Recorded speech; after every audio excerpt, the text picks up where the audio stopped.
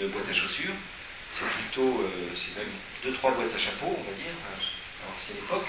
Là, on fait une analyse déjà préliminaire. Ensuite, on va la filtrer. J'accélère un peu. Pour finalement rentrer la poudre. Voilà, là, on filtre. Et on rentre la poudre dans les orifices des grands instruments. Donc, toute la bonne analyse, il est caché derrière cette plaque grise. Et vous allez voir un des instruments en fonction qui s'appelle Kemin. Alors ça c'est un peu technique, vous n'avez probablement pas étudié ça en seconde.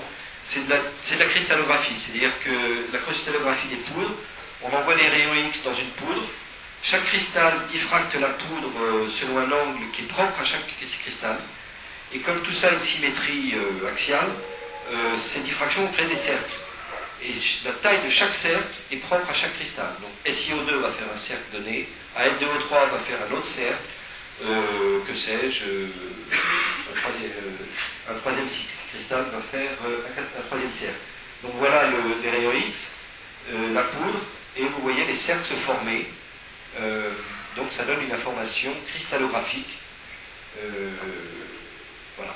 Donc à force d'accumuler des photons tout autour de l'axe des rayons X, on obtient ces fameux cercles, et en mesurant les diamètres, on a la composition du cristal. Alors on va arrêter là, et on va passer à Saturne, c'est-à-dire à Saturne. Parce que je crois que vous allez voir, il y a aussi des choses assez intéressantes. Alors au début, il y a des choses sur lesquelles je vais passer rapidement parce que c'est un peu historique, et je vais plutôt insister sur les résultats récents. Bon, ça c'est une superbe image de Saturne en contre-jour, avec ses anneaux. Donc Saturne, c'est la planète aux anneaux, c'est la planète après Jupiter. C'est une planète qui a une particularité, c'est d'avoir une densité inférieure à 1. Ça veut dire que si je la plonge dans l'eau, elle flotte. C'est assez original. Vous allez me dire pourquoi. C'est comme ça. Parce que c'est une planète gazeuse, et qu'a priori, une planète gazeuse qui a néanmoins un cœur solide, il y a tellement de gaz qu'à la fin, la densité est inférieure à la densité de l'eau.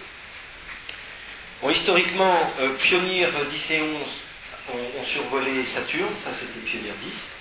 Et vous avez à droite le petit réacteur nucléaire qui alimente ce type de sonde. Vous ne pouvez pas aller à Saturne avec des panneaux solaires, c'est pas possible. Vous êtes à 10 unités astronomiques, c'est-à-dire 10 fois la distance Terre-Soleil. Ça veut dire que l'énergie que vous recevez à Saturne est 10 au carré, ça fait 100. C'est 1% de l'énergie solaire que vous recevez sur Terre. Donc un panneau solaire ne sert absolument à rien au niveau de Saturne. Pour avoir de l'énergie électrique, il faut ce barreau ici. Ça, c'est de l'oxyde de plutonium radioactif. Et c'est pas un réacteur, c'est simplement du plutonium qui se désintègre, c'est chaud. Vous avez un convertisseur par effet thermoélectronique, une source chaude, une source froide, je ne sais pas si vous avez étudié ça déjà. Vous mettez ça au bord d'une batterie, ça charge une batterie. Donc ça fabrique du courant.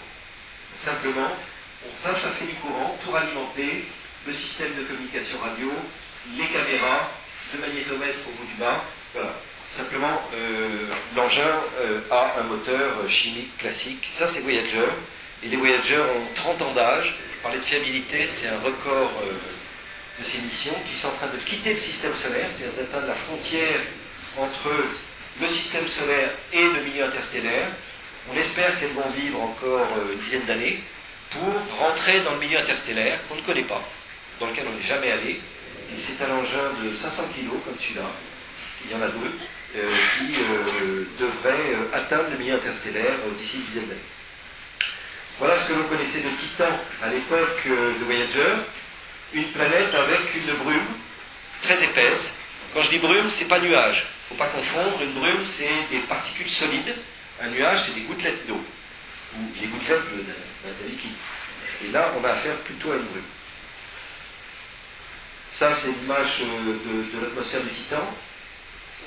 Alors l'origine de la mission je vais peut-être passer, tout ça pour vous dire qu'on explore Saturne tous les quarts de siècle. Donc le premier document ici date de 1982. Et finalement on est arrivé à Saturne en 2004, donc il a fallu 22 ans pour y arriver. Et là, vous avez la première idée émise par des scientifiques qui sont réunis pour le dire, tiens, ici on allait voir Saturne et Titan. Donc ça, c'est un document de 82. Bon, je vous passe les détails.